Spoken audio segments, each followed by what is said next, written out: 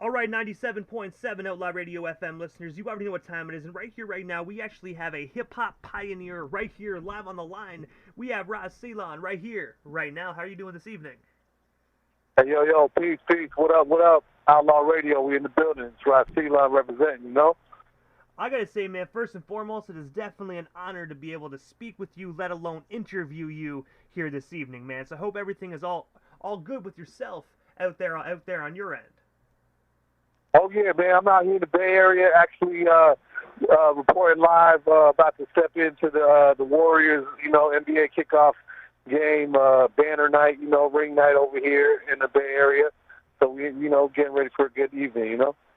Hey, I gotta say, I'm waiting for tomorrow night, man, when the Raptors actually tip off their first game, man. I got some money on that, so hopefully they actually kick Cleveland's ass so I can get some money. Well, shout out to the Raptors, man. I'm going to say this. As an official Warrior representative, I've always said there's no asterisk on that 2019 championship. Y'all won that fair and square. You know what I mean? But I know you're a busy guy there, Ceylon, so I'm going to dive right into this interview, man. But you were actually... Good, all good, yeah. You were actually noted as the first Sri Lankan hip-hop artist to actually release an album in 1999. I was wondering if you can actually tell our listeners a bit more about that title, and of course, how does it feel to know you are actually a hip-hop pioneer within your homeland and the hip-hop community?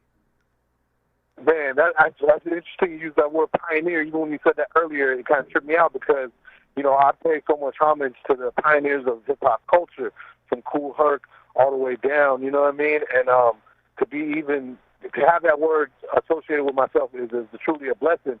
For me, I never even knew that was the reality until 2012 when I traveled to Sri Lanka and was living there and working in Sri Lanka 3 years after the Civil War. And basically, it was people in the music industry that alerted me to that fact because there had never been any other, hip-hop album to come out by a Sri Lankan person, outside of the island. They had some stuff in their language, some hip-hop stuff, you know what I'm saying? But, yeah, man, they consider that the first. So for me, that's why I put out the song and video in 1999 recently, just kind of commemorating that because there's a lot going on in Sri Lanka, too. So, and shout out to all the Sri Lankans in Ontario and Canada, and worldwide, man. I've always gotten a lot of love from that part of the world where y'all at, too. So, salute. And I got to say as well, man, like, that's actually a pretty surreal, must have been a surreal moment for you to actually be over there and actually realize that you were actually doing something and pioneering something for your community, and you didn't know until years into your career, man. It must have been really trippy just to go over to your homeland and actually find that out. Yeah, it's definitely a blessing, man. It's definitely humbling, and it kind of like just gave me incentive to keep doing what I'm doing, you know what I'm saying? Because growing up, I was the only South Asian in general that I've seen in the Southern California underground hip hop LA community. You know what I mean? So yeah, it's definitely a blessing, man. Hopefully it inspires the generation to keep going. And also as well, you actually work very closely with Fred Hampton Jr. of the Black Panther Party. I was wondering if you can actually tell our listeners a bit more about that business partnership, and of course, how did yourself and Fred Hampton Jr. actually first meet? Yeah. Chairman Fred, man, Black Panther Party Cubs. It's Cubs because it's an ideological Cubs of the Black Panther Party, right? And so carrying on the legacy. Of course, his father was Chairman Fred Hampton, and he was assassinated, by the U.S. government December 4th, 1969. And Chairman Fred Jr. was actually, in his mother's womb, and she, and survived that. You know what I mean? And pretty much he's carried on the legacy ever since. And so with my music, it's always had a revolutionary message within it.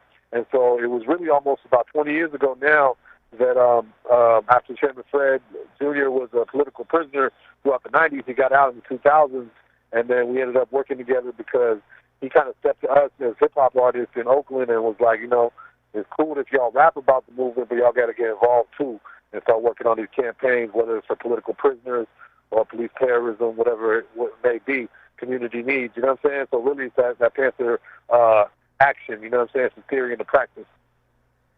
And I gotta say as well, he definitely is a phenomenal individual that does a lot of phenomenal things for his community, man. I can definitely say he's definitely making his father proud. Man, I think so, man, because recently the two campaigns I just want to mention real quick is is the Judas and Black Messiah film. I'm not sure if you saw that movie. You see that? I haven't had the opportunity, no. All right, check that out if you can. It's on HBO Max right now still. But that was a powerful film that got made through Hollywood system. Ryan Coogler produced it from Oakland, but Chairman Fred Jr. was very involved with the entire film, so people should check that out. And also the Save the Hampton House .org, which is the childhood home of Chairman Fred in Maywood, Illinois. And that's like the headquarters, and it's a museum, and it's got a People's Fridge there. So if you're ever in the Chicago area, and then you can check it out online, Save the Hampton House. And also as well, man, in the year 2006, you actually released the phenomenal single titled Better Be Ready that actually had a clean mix, a street mix, and instrumental and a cappella on one CD that actually got released on Throwback Records out there in the UK.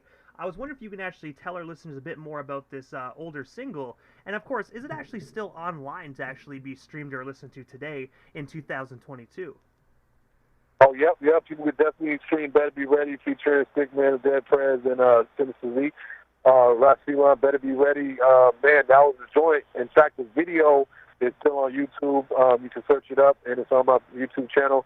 And that got on MTV Gems and BET. It was on BBC Radio, regular rotation. Like, it really did a lot, So that was, I would say, one of my first kind of breakthrough joints. We even had like a jungle drum and bass remix of it, so it kind of it did a lot. It was working. So folks can check out Better Be Ready.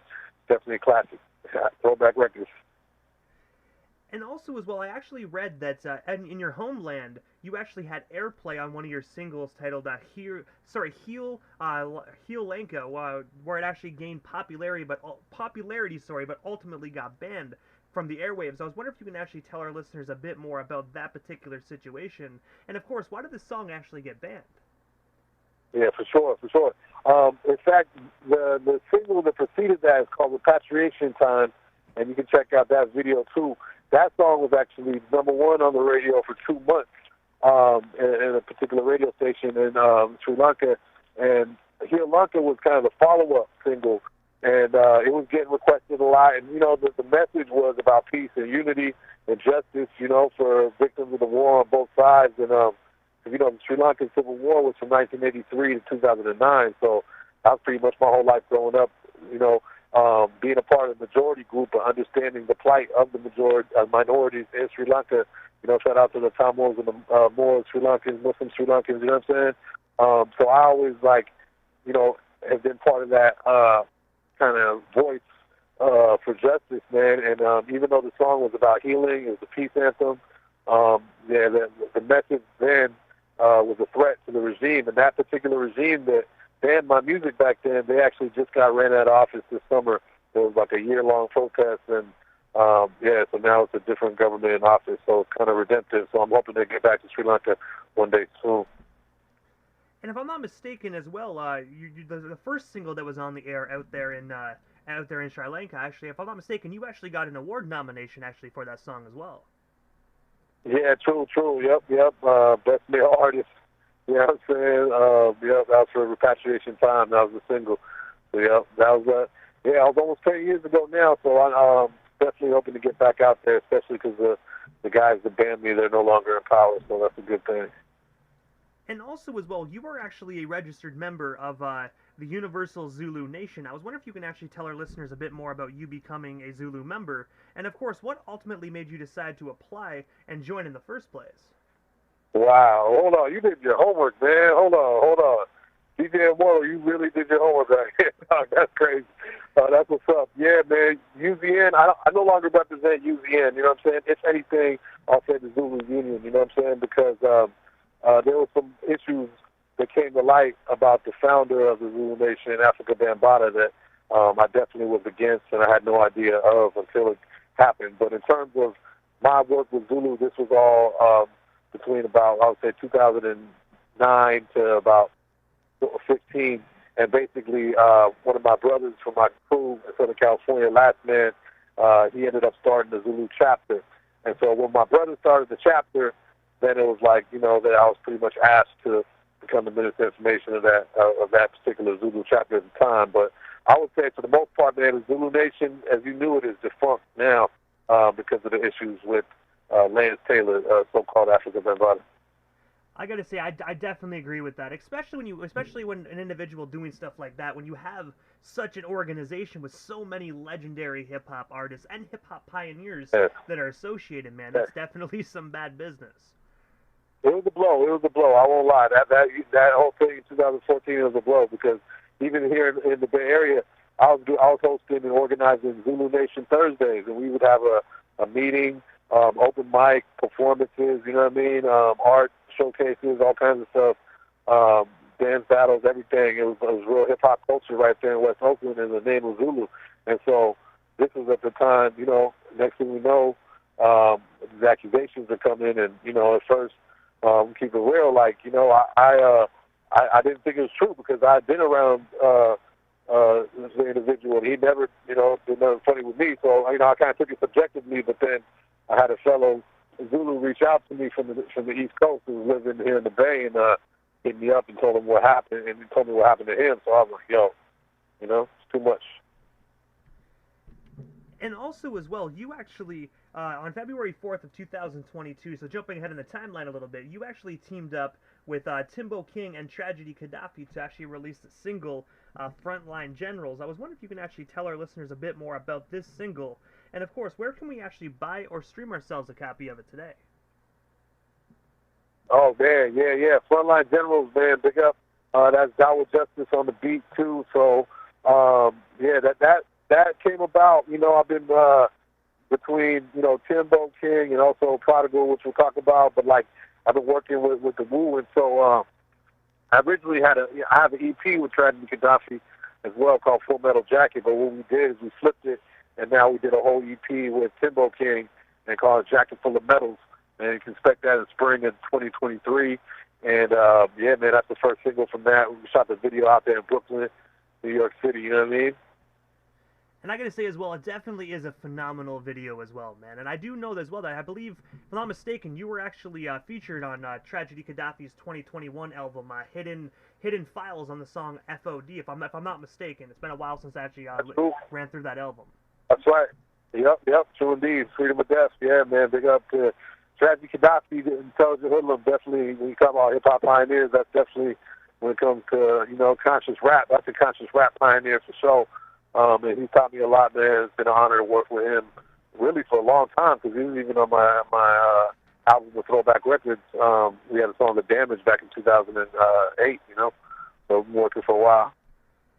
And also, you actually have a brand new song out where you actually teamed up with Prodigal Son, titled Rebel on the Roof. I was wondering if you can actually tell our listeners a bit more about this brand new single. And of course, what was it like just being able to collaborate and work alongside Prodigal Son in the studio on this particular project? Yeah, that was dope, man, because we definitely were in the studio together here in Oakland. So if you watch the video, Rebel on the Roof, a lot of that was us recreating the process of how the song was made, you know. It was made by DJ Just J in his studio, New Hall of Fame, right there in downtown Oakland, you know, came through, and we had Brother Power in the building, who was, you know, one of the co-founders of Wu-Tang, you feel me? And so it was just a family affair, man, and, you know, wrote my lyrics on the spot on some pad and paper, you know. I took it, you know, it's just an honor to me to work with P. Sons of Man and any of the Wu-Tang brothers because that was the music that I was listening to when I was first making music. You know what I mean? Because I'm from that mid-'90s era. That's when I first started, you know, really MCing and battling and just being out there as an MC and a rapper, as they say nowadays, but we MCs. So it's just an honor to, you know, clash swords with the best of the best, you know? And I have to ask, man, what is next for yourself? Like, is there anything we happen to miss during tonight's broadcast? Anything else you do still want to talk about or promote? What was to got you here live on the Canadian FM dial this evening? That's what's up, man. There's just a lot of things going on right now. I'm really wrapping up the solo album, Servant of the People. And, you know, the first single was 1999, as you mentioned. Check the video for that. The newest, Rebel on the Roof, is the second single for this album. And I'm hoping to drop it, you know, before the new year ends, because it's all music that I recorded in 2022. I got Silva Kalungi on there, you know, for the reggae head, perfect. Solomon Childs, Timbo King, a lot of the Dark Man, you know what I mean? So it's a lot of Wu affiliations, you know what I'm saying? A lot of Killer B energy, because that's just been the cipher I've been blessed to be in over the past year, you know? And also, this is the time to interview right quick before I wrap things up that I give a chance for the individual that does slide into the radio station airwaves, just a chance to give like shoutouts to whomever they want to give shoutouts to, but most of all your social media handles. That way our listeners can follow you and stay updated on everything you got going on if they're not already doing so. Well, right on, right on. Well, first of all, shout out to you, DJ Immortal, man, because this is really a dope interview. It's nice to talk to somebody that actually knows my resume, you know what I mean? Because I don't have to explain a lot of things. You really, you know, so shout out to you and Outlaw Radio, man. It's definitely real hip hop energy, man, and I love that. But yeah, they can find me at Ras Ceylon everywhere. All my stuff is just RASCEYLON. Yeah, Instagram, Facebook, Twitter. You know, I got on TikTok just because they told me I had to, but there was already a fake Ras Ceylon on Twitter. Trying to get rid of him, but I'm the real Ras Ceylon I'm a real Ras Ceylon on TikTok. I mean, so yeah, y'all can check me out all over, man. And, you know, shout out to the whole world, man, woman, and child. You know what I'm saying? Y'all can check it out again. Some of the people come in, and we also got that Full Metal Jacket. Timbo King will be dropping a new video with Timbo that we shot out in Denver, Colorado. You know what I'm saying? So y'all can check out that. And hopefully, man, I'll be coming to Canada at some point, because I've been told I have a fan base in Toronto, so like, yo, I'm trying to link up, you know what I'm saying? So hopefully the next interview we do will be in 3D, you know what I mean? Outlaw Radio. And I gotta say, first and foremost, man, definitely have yourself a phenomenal night, man. I'm pretty sure down the line we definitely shall talk again soon, but for now, definitely enjoy your night, and enjoy that basketball game as well. Right on. Yeah, peace and blessings, man. What's the call? Free them all.